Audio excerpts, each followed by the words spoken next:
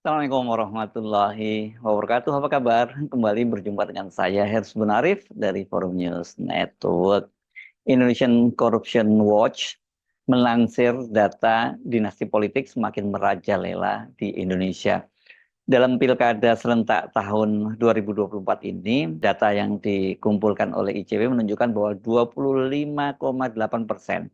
Ini berarti seperempat lebih ya terafiliasi dinasti politik. Ini ada anak, suami, istri, keponakan, ipar, atau saudara kandung. Bahkan kalau kita lihat dalam prakteknya yang ada lingkaran Pak Jokowi ini sampai beberapa orang diantaranya itu asisten orang dekatnya Pak Jokowi yang juga ikut di pilkada. Tapi itu data yang lama ya. Ini saya belum baca lagi data yang terbaru seperti apa. Kalau kita melihat dari sebarannya, ini sangat masif. Dari 37 provinsi di Indonesia yang akan menyelenggarakan pilkada, karena total provinsi di Indonesia ini kan 38, tapi untuk daerah istimewa Yogyakarta itu tidak diselenggarakan pilkada karena yang menjabat sebagai gubernur dan itu adalah Sri Sultan Hamengkubuwono dan kemudian yang menjadi wakilnya biasanya dari Pakualaman gitu. Jadi tidak dihitung ini ya. Total 37 kalau gitu sekarang ini yang akan menyelenggarakan pilkada.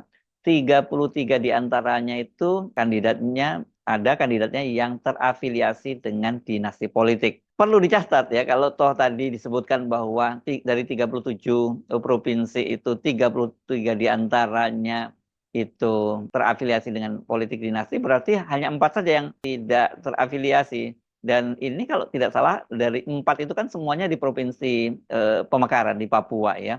Oke, nanti kita lihat datanya seperti apa di Papua. Jadi kalau dihitung dari 33 provinsi sebelum pemekaran, ini minus Jogja tadi, dan 33 diantaranya itu ada kandidat yang terafiliasi dengan dinasti politik, maka praktek politik dinasti itu sudah tersebar secara merata di seluruh wilayah negara kesatuan Republik Indonesia.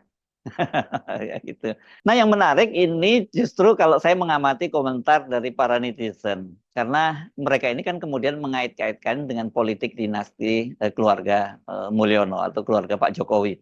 Ini kalau sekarang ini memang di media sosial orang udah menyebutnya kalau Pak Jokowi itu ya Mulyono, kalau Gibran itu udah Fufu Fafa. Saya Didu misalnya juga saya lihat di akun media sosialnya itu mengunggah poster ini berupa penolakan terhadap kandidat-kandidat yang diusung oleh Mulyono, yang didukung oleh Mulyono. Ini lebih gede lagi ya. Jadi tidak hanya sekedar ada kaitannya dengan keluarga Jokowi, tapi mereka-mereka yang diusung atau didukung oleh Jokowi itu sekarang ini sedang ada aksi boykot dari para netizen. Ini kan berarti terutama di provinsi-provinsi besar ya seperti Jakarta, kemudian Jawa Tengah, terus kemudian Sumatera Utara dan juga kalau di kota dan kabupaten seperti misalnya di Solo ya. Yang persoalannya memang kalau kemudian kita kembali lagi maraknya politik dinasti itu kalau presidennya saja sudah seperti Pak Jokowi, ya bagaimana dengan para anak buahnya ini, para bupati dan kepala daerah dan juga bahkan para menteri. Pengaruh perilaku buruk dari Jokowi itu rupanya sudah menyebar kemana-mana dan sampai ke seluruh Indonesia. Ya ini seperti bunyi pepatah ya, guru kencing berdiri, murid kencing berlari. Tapi kalau menurut saya sih menyebut perilaku Pak Jokowi ini udah bukan lagi kencing berdiri ini ya. Ini sudah masuk kategori kencing berlari. Nah, kalau gurunya saja sudah kencing berlari, sambil berlari, bagaimana dengan para muridnya?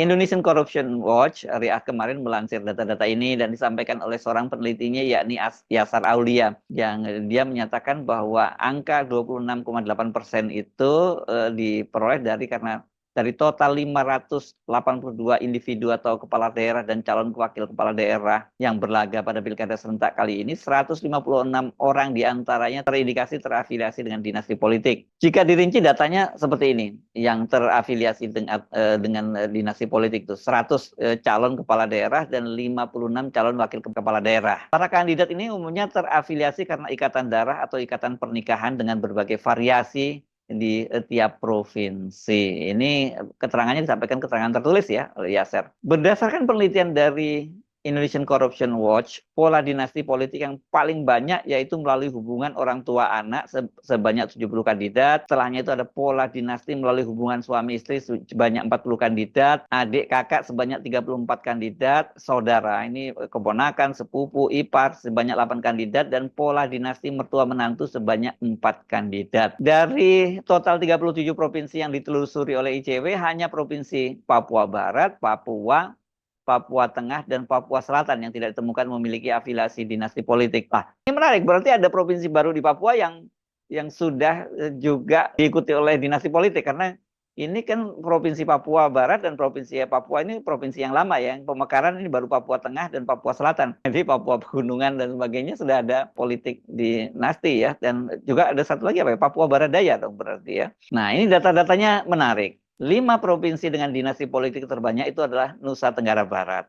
Ada 11 kandidat. Sulawesi Tenggara 11 kandidat, Sulawesi Selatan 10 kandidat, Sulawesi Barat 9 kandidat, dan Sulawesi Utara 7 kandidat. Waduh, ini berarti hampir semua provinsi di Sulawesi ini semuanya ada kandidatnya, ada yang berlaga itu adalah terafiliasi dengan dinasti politik. Ini mesti waspada nih para pemilih di Provinsi Sulawesi ya. Meskipun secara legal formal tidak ada larangan bagi individu yang terafiliasi dinasti politik untuk berlaga di pilkada, namun dalam penilaian ICW, jika pemilihan umum dimaknai sebagai sarana sirkulasi kekuasaan dan mencari pemimpin berkualitas, keberadaan dinasti politik berpotensi besar akan bertolak belakang dengan esensi demokrasi dan menjauhi semangat tata kelola pemerintahan yang meritokratis. Nah, selain itu, ICW juga mencatat terdapat kaitan kuat antara keberadaan dinasti politik dengan praktik lancung korupsi. Dari setidaknya 54 dinasti politik yang pernah terpetakan, baik di skala daerah dan nasional maupun lingkup kekuasaan eksekutif dan legislatif, terdapat kasus korupsi yang muncul di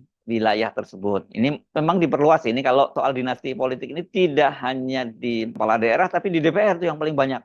Coba deh Anda cek ke DPR itu. Saya data lengkapnya tidak punya, tapi coba cek di DPR tuh kebanyakan itu memang yang maju lagi ya anaknya, istrinya, seperti itu isinya di DPR. Ya seperti itu jadinya. Jadi bagaimana kita berharap ada demokrasi yang baik, bisa berlangsung, lembaga-lembaga semacam ini bisa menjadi check and balance, karena ini kan misalnya ketua umum partai A itu ada anaknya yang di DPR, ketua umum partai B seperti itu, bagaimana mereka kemudian bisa menjadi kontrol terhadap eksekutif. Salah satunya saya kira yang mencolok tentu saja di situ ada, kalau sekarang ini ketua umum Partai Amanat Nasional Zulkifli Hasan. Ini kan putrinya yang bernama Putri juga itu, dia baru masuk ke DPR tahun ini dan langsung menjadi ketua fraksi. Begitu juga dengan Partai Demokrat ya, ada di situ Ibas ya, Ibas Koro, putra dari mantan Presiden SBY. Ini kan dia juga kembali menjadi anggota DPR, kemudian juga dia menjadi ketua fraksi dan juga merangkap wakil ketua DPR ya, ini Edi Baskoro ini ya. Kalau soal korupsi, yang paling contoh jadi menarik itu adalah dinasti Ratu Atut Khoisyah yang memiliki 12 anggota keluarga dan kepemimpinan Banten.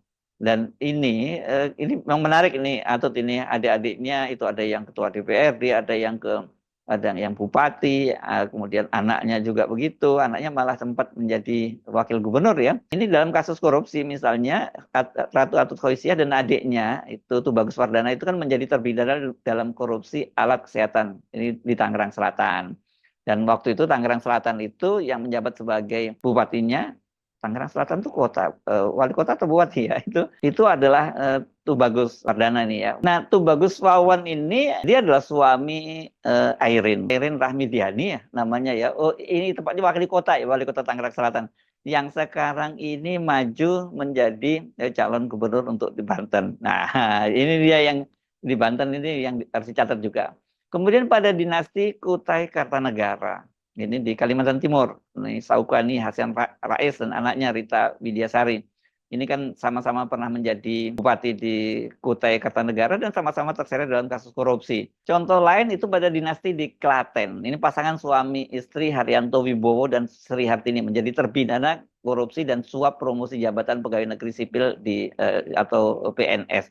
Ini masa suami istri kok kasusnya sama ini nggak kreatif ini hanya korupsinya ya. Yasser menyebut bahwa korelasi kuat antara dinasti politik dan kasus korupsi di suatu daerah menjadi satu hal yang harus disikapi secara serius. Terlebih dinasti politik yang selalu berusaha mewariskan dan mempertahankan kekuasaan itu mencerminkan demokrasi yang semu. Saya kira ini pasti Mbak Anda pembela Pak Jokowi dan juga pembela politik dinasti pasti akan mempersoalkan apa sih masalahnya dengan politik dinasti itu kan gitu ya. Karena kalau Pak Jokowi ini kita sama-sama tahu. Kita bisa langsung jawab gitu ya. Apa masalahnya? Kan satu, kasus Pak Jokowi itu kan berkaitan dengan pertama Gibran. Itu jelas ya kasusnya itu akhirnya harus ditabrak semua aturan dengan mengubahnya di Mahkamah Konstitusi. Ini berkaitan dengan batas usia calon presiden dan calon wakil presiden. Dan kebetulan waktu itu yang menjadi Ketua Mahkamah Konstitusi adalah paman dari Gibran, yakni Anwar Usman, begitu. Kemudian Bobi Nasution ini setelah dia menjadi wali kota di Medan, sekarang maju menjadi calon gubernur di Sumatera Utara.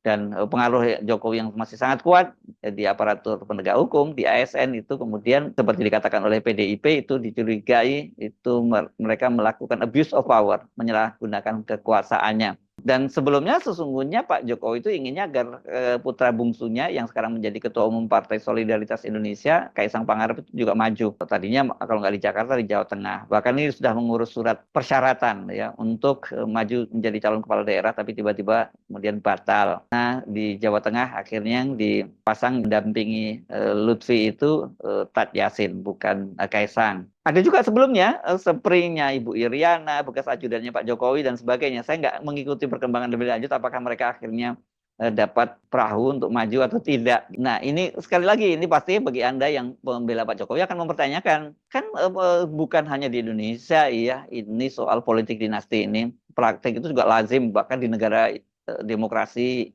yang sekarang disebut sebagai kiblatnya demokrasi Indonesia seperti Amerika Serikat kan, ada klan Kennedy, ada klan Bush gitu ya. Bahkan kalau Bush ini kan bapak dan anak juga pernah jadi presiden. Dan kemudian kalau di India ada klan Gandhi misalnya ya. Ini sebenarnya kalau dirunut paling awal adalah Nehru ya, kakeknya itu ya. Dan kemudian melahirkan anaknya Indira Gandhi, dan Indira Gandhi inilah kemudian dia menurunkan dinasti Gandhi di India. Sementara kalau di Filipina itu ada putra dari mantan diktator Filipina, yakni Ferdinand Marcos, dan putranya Ferdinand Marcos Junior itu melanjutkan kembali menjadi presiden setelah jeda sekian lama ya, setelah keluarga ini terusir keluar dari Filipina. Dan yang menarik ini, dia berpasangan dengan Sara Duterte, ini putra mantan presiden Filipina Duterte gitu. Kalau di Amerika kita tahu di sana mekanismenya jelas, merit sistemnya jelas. Seseorang tidak bisa karena anaknya Bush misalnya tiba-tiba saja menjadi presiden, nggak bisa, ada prosesnya tersendiri gitu. Sementara kalau di India ya ini tidak seperti proses di Indonesia gitu. Kalau di Indonesia ini kan yang jadi masalah seperti Pak Jokowi itu kemudian menggunakan seluruh infrastruktur kekuasaan yang ada di tangan dia, mulai dari soal aparatur penegak hukum, aparatur sipil negara, bahkan sampai dana-dana dari APBN ya, bansos digunakan untuk memenangkan putranya. Itu yang jadi persoalan ya. Dan kemudian yang sekarang paling heboh kan, agar ambisinya itu terwujud, dia menghalang-halangi dan melakukan kriminalisasi terhadap kandidat potensial Anies Baswedan. Itu sekarang seperti pengakuan dari Hasto Kristianto. Kalau di Filipina ini malah lebih publik lagi, karena sekarang ini kan sedang heboh di Filipina karena wakil presidennya Sara Duterte itu mendengar bahwa dia akan dibunuh oleh Ferdinand Marcos, tapi kemudian dia berwasiat kalau sampai dia terbunuh, katanya dia sudah menyewa pembunuh bayaran dan targetnya adalah Marcos, itu Marcos Junior itu, dan istrinya juga harus dibunuh, dan juga ketua DPR yang juga harus dibunuh. Ini betul-betul kacau balau nih, karena dia itu tadi, karena mereka ini dipilih bukan karena kualitas kapasitas pribadinya, tetapi mereka dipilih ya karena nama besar keluarganya. Saya kira dalam kasus Gibran, dalam kasus Bobi itu juga itu yang terjadi lah ya. Dan kemudian kan yang jadi masalah ini, kalau Gibran misalnya itu kan harusnya dia lewat proses, lewat tahapan lah. Tunggu sampai usianya cukup dan kemudian bapaknya tidak jadi presiden lagi, dia maju. Tapi kan ini mumpung bapaknya jadi presiden, semua aturan ditabrak, kemudian dia bisa maju menjadi calon wakil presiden berpasangan dengan Prabowo. Ini kan dipastikan orang seperti Gibran ini ya tidak akan terpilih kalau tidak menggunakan infrastruktur kekuasaan yang pada waktu itu dimiliki oleh bapaknya. Dan tanda-tandanya ini Jokowi meskipun dia sudah tidak lagi menjadi presiden kan masih terus cawe-cawe. Di pilkada kali ini sangat terlihat ya bagaimana Jokowi cawe-cawe terutama di pilkada Jakarta dan Jawa Tengah serta Solo. Jadi untuk menjawab tadi ke kritik dari para pendukung Pak Jokowi, apakah apa yang salah? Ya ini sangat salah karena Jokowi menggunakan atau menyalahgunakan semua kekuasaannya untuk kepentingan politik dinasti. Jadi nggak salah dong kalau para netizen menilai bahwa ini kenapa kemudian politik dinasti itu menyebar luas ke seluruh Indonesia ya karena dia melihat prakteknya yang dilakukan oleh mantan presidennya Pak Jokowi. Kalau presiden boleh melakukan, kenapa yang di level bawah tidak boleh melakukan? Walaupun saya mesti fair ya menyatakan bahwa sesungguhnya praktek politik dinasti ini sudah terjadi sebelum Jokowi, tapi memang tidak semasif sekarang ya karena Pak Jokowi memberikan contoh seperti itu. Saya Arif dari Forum News Network. Sampai jumpa lagi. Wassalamualaikum warahmatullahi wabarakatuh.